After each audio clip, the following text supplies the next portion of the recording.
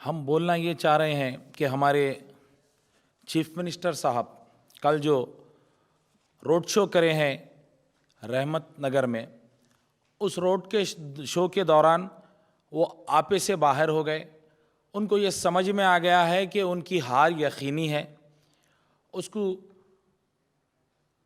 उन्होंने बौखलाहट का इशार इस तरीके से किया जैसा कि किसी शायर ने कहा था कि वो शोर जितना भी करता है उसे करने दो, जो पत्ता सूख जाए तो खड़कने लगता है, चिराग बुझने से पहले भड़कने लगता है। वो इस कदर भड़के हैं, उन्होंने हमारे वर्किंग प्रेसिडेंट साहब के ताल्लुक़ से गलत अल्फाज का इस्तेमाल किए। उनके दिमाग में जो कचरा है वो कचरे को उन्होंने निकाल के बाहर डाला। और उनकी जो डराने की सियासत है मुसलसिल, वो हर इंसान को डराते हैं, हर क़ायद को डराते हैं।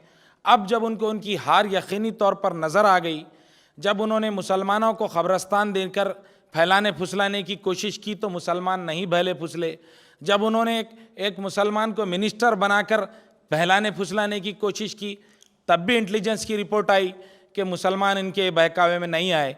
क्योंकि आप देखिए कि इन्होंने 22 माह का इंतज़ार करके एक मुस्लिम को वज़ीर बनाया, और हमारे अज़हरुद्दीन साहब एक ऐसे तेलंगाना के पहले मुस्लिम वज़ीर हैं जिन्होंने हलफ लेने के बाद, ओत लेने के बाद ख़लमदान के लिए 5 दिन तक इंतज़ार किया। अब तक किसी ने भी ख़लमदान के लिए इतने वक्त तक इंतज़ार नहीं किया था। इनको जलील किया गया।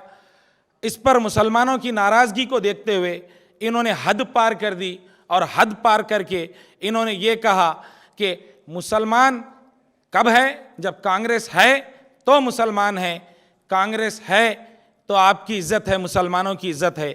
ये बात कर रहे हैं। अब उन्होंने मुसलमानों को डराने पे आ गए। सब जानते हैं ये आरएसएस के स्कूल से पढ़े लिखे हैं। अब इनके जो आरएसएस की नज़रियात और उनका जो नज़रिया है वो स्टेज पे ठहर कर रोड शो के दौरान कह रहे हैं। हम इसकी मजम्मत करते हैं।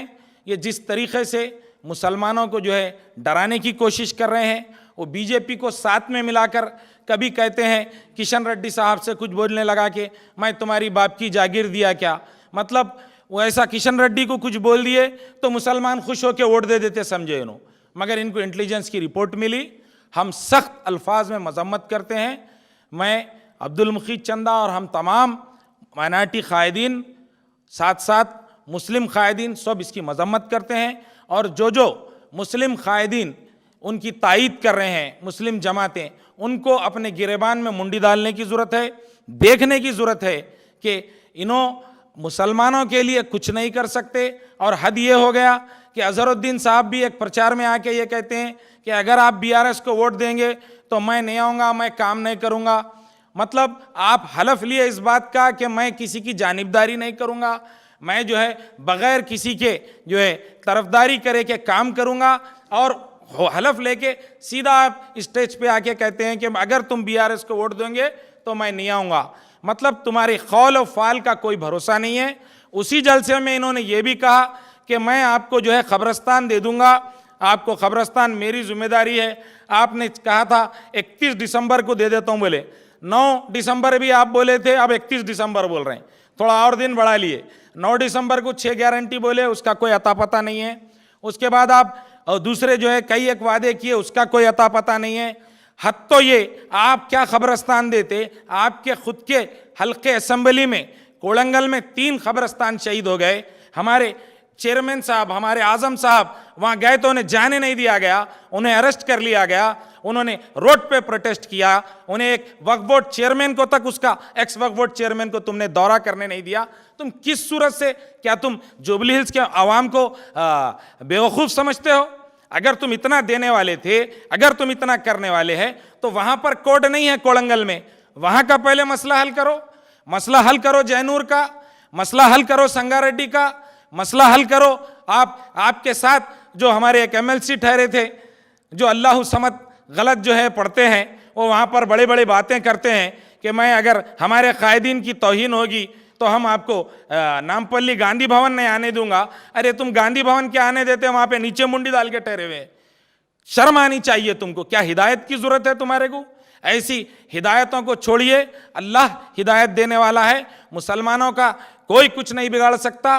कांग्रेस सिर्फ मुसलमानों की वजह से है।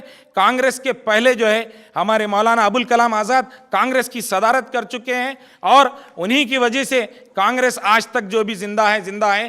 कांग्रेस को मुस्लिम कायदीन ने अपने खून से सेंच कर यहाँ तक लाया और कांग्रेस ने मुसलमानों को दिया तो सिर्फ धोखा दिया और आज धमकी आमेज अंदाज इख्तियार कर रहे हैं। हम सख्त अल्फाज में इसकी मदम्मत करते हैं और मुतालबा करते हैं कि रेवंत रेड्डी साहब फौरी माफ़ी चाहें और हमारे जो 9 हलफ लिए हुए मिनिस्टर साहब हैं और उनके साथ जो MLC साहब थे, तमाम लोग जो वहाँ पर मौजूद थे वो माफ़ी चाहें। मैं उलमा कराम से भी मुतालबा करता हूँ कि आपने जो हाल ही में उनसे मुलाकातें की थी, आप पूछिए, उनसे कांटेक्ट करिए, आप अपना मौक़िफ़ ज़ाहिर कीजिए। क्या मुसलमान कांग्रेस होने से है? क्या मुसलमानों की इज्जत कांग्रेस की वजह से है? आप तमाम उलमा से भी मैं अदबन गुजारिश करता हूं कि आप लफ्ज़ खोलिए, अपने ज़बान खोलिए।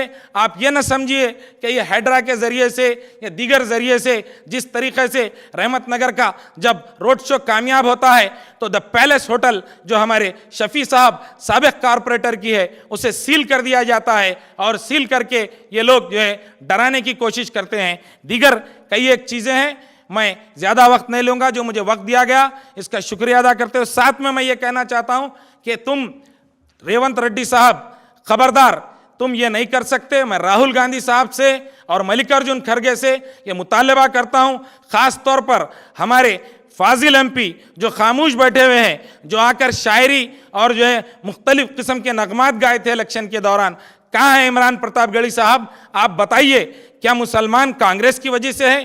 क्या मुसलमानों की इज्जत कांग्रेस की वजह से है या तुम्हारी कुर्सी मुसलमानों के पैरों के धूल में है?